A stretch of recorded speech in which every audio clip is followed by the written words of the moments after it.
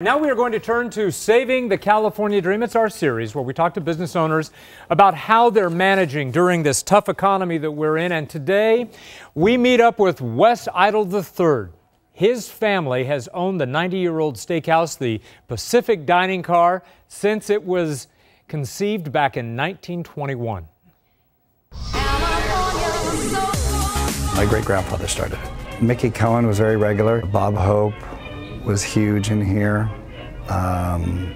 Mae West, John Wayne. We were the first to dry aged beef. We were the first to do California wines premium by the glass. We were the first to be 24 hours. We were the first steakhouse to do breakfast. You've managed to keep this place afloat for 90 years. If there's one thing that you attribute that to, what would it be? We're all taking cuts, including myself. Everybody in this company has been in the middle of a pay cut since the Second Depression started. I do it with them. I would never ask anybody to do something that I wouldn't do.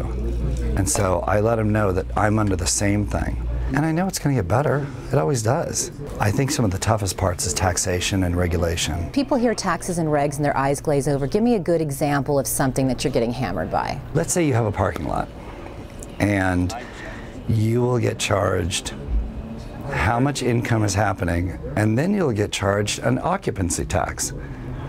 And then on top of it, there'll be a property tax. And you ask yourself, really? Look, I'm not a mathematician, but I sense some double digits going on top of each other. How we stay is, I look at it like a marriage.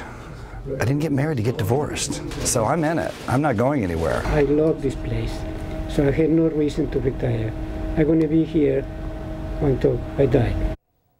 Oh. Yep, that's right. See, now that's what you want to hear. This is Heidi Cuda, the producer of our series. And Heidi, I think I want to start with something that maybe Wes has that most companies no longer do, and that is employee loyalty. Absolutely. That's such a great point, Jeff. He has 130 employees split between his two venues. They opened another one in 1990 in Santa Monica.